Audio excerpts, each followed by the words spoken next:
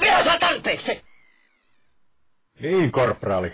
Saksalaiset alkavat näköjään liikehtiä, mutta mitään liian uhkaavaa ei näy olevan tekeillä. Eivät ole ihmeemmin linnoittaneet. Siellä näkyisi olevan jalkaväkeä, kymmenkunta taistelijaa, ehkä vajaa joukkueellinen. Ja näyttäisi olevan myös puolitelavaunukin.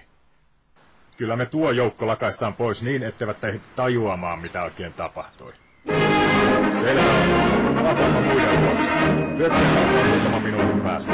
Täytyy vielä poimia kauhupartio matkan varrella. Pannaan vauhtia. Kasvaa kaunis kukkanen, nimeltään Kaarina. Terho kirjo siivet kiertää kilvaten, miss on hän? Älä huuli kunnon hunajaa, tuoksu tummustansa tulvahtaa. Kankaalla kasvaa kaunis kukkanen.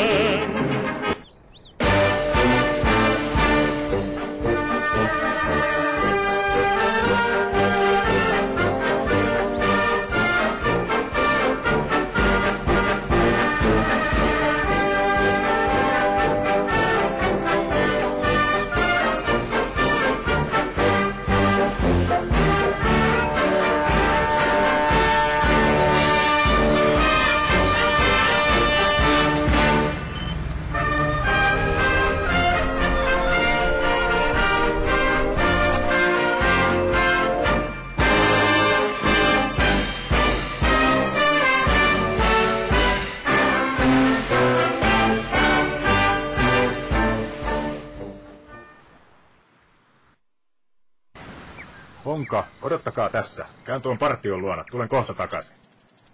Tämä selvä.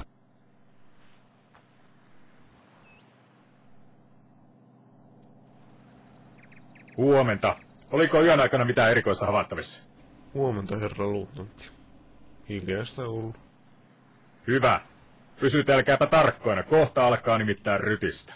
Eli olkahan silmät auki. Kyllä, herra luutnantti. Sitten Honka. Vanikka piilo. Hypätkää kyytiin.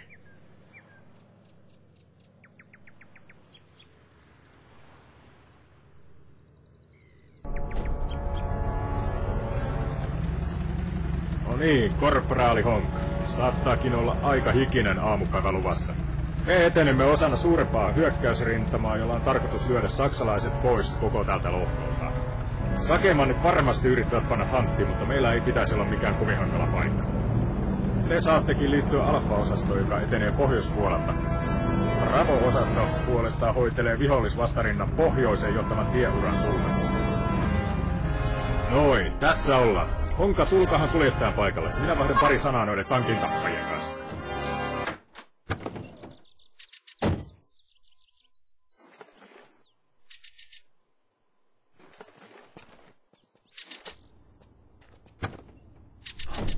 Honka, älkäähän lähtekö ilman meitä.